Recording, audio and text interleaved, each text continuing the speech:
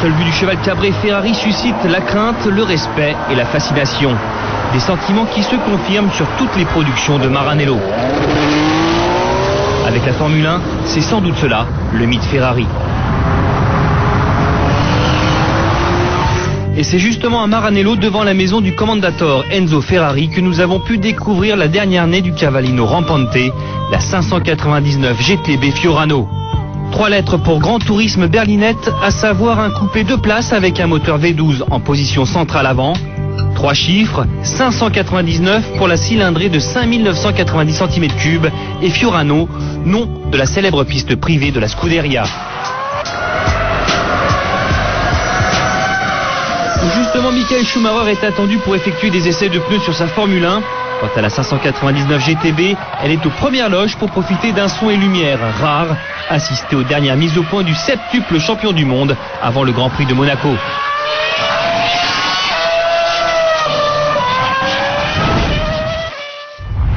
Chez Ferrari, quand le design est au service de la performance, cela donne ça. Des dérives latérales qui partent du sommet du pavillon pour aller longer les montants de custode, superbes et surtout efficaces puisque ces dérives esthétiques apportent 50 kg d'appui à l'auto à haute vitesse. Visuellement, la Fiorano ne manque pas de caractère, les optiques à l'avant sont étirées et accompagnent les ailes. La poupe se distingue par sa simplicité, seuls 2 feux enchâssés de part et d'autre du coffre viennent habiller la Diva. Une particularité qui la distingue des autres modèles de la marque italienne. Et sous le capot bat le cœur d'une évolution du V12 de la Enzo. 620 chevaux, soit 110 de plus que la Maranello, en font la Ferrari de série la plus performante et la plus puissante jamais construite. Bienvenue dans l'habitacle de la Fiorano, un habitacle consacré dédié au sport. Vous avez des rappels en carbone un peu partout, ici sur le tableau de bord, et également sur le volant, avec les fameuses diodes qui vous permettent de voir quand vous approchez de la zone rouge. Il y a également les fameuses palettes au volant, avec un passage très rapide, et le fameux Manettino.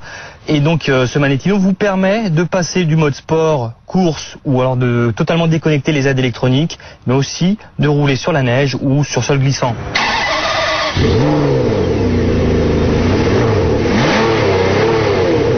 Et sur les routes de la région de Maranello, la Fiorano dévoile une double personnalité. Mi-ange en mode automatique, mi-démon en mode course. La GT italienne est capable de se montrer relativement confortable et ainsi ménager les lombaires de ses occupants. Mais attention, la Fiorano peut d'une simple action sur le Manettino et sur les palettes au volant se transfigurer en une auto absolument démoniaque. Les rapports s'enchaînent alors à une vitesse ultra rapide, la Fiorano fait même mieux que la Enzo. Les passages se font en à peine 150 millisecondes. Le 0 à 100 est lui abattu en 3 secondes 7 et il suffit de 11 petites secondes pour être propulsé à 200 km/h. Mais pour profiter de ce petit bijou, il vous faudra débourser un peu plus de 220 000 €. Mais pour la mener dans ses ultimes retranchements, c'est James Ruffier, pilote professionnel et essayeur à turbo, qui se charge de donner ses impressions sur le circuit de Fiorano. Les pneus sont froids, je te rappelle. Alors on va tirer les tours pour voir un petit peu comment fonctionne la boîte. Ouais. C'est vrai que c'est un petit peu violent au niveau des changements de vitesse. Là c'est très rapide aussi, hein. Là, ce qui est très rigolo aussi, c'est les diodes au volant. Donc on est vraiment dans un univers de Formule 1.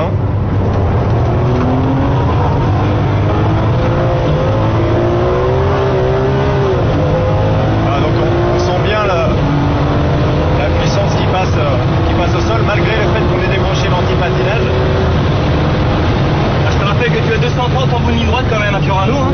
Non mais ça freine relativement tard, c'est vrai que les freins sont vraiment efficaces.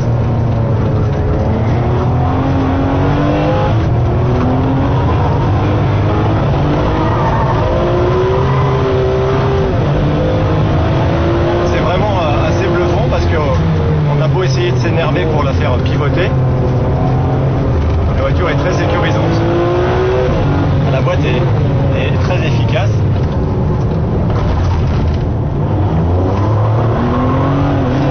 Il y a des fans qui nous regardent. Je pense que c'est pas pour toi, c'est pour Michael, hein, qui attend. C'est pas sûr. Qui attend qu'on finisse le tour pour pouvoir s'élancer avec sa Formule. Donc c'est vraiment un bon compromis pour le gentleman driver, je dirais, qui veut se faire plaisir sur la route et également sur circuit. C'est un peu d'Enzo en tenue de soirée, hein, quand même. Ouais, voilà, c'est ça.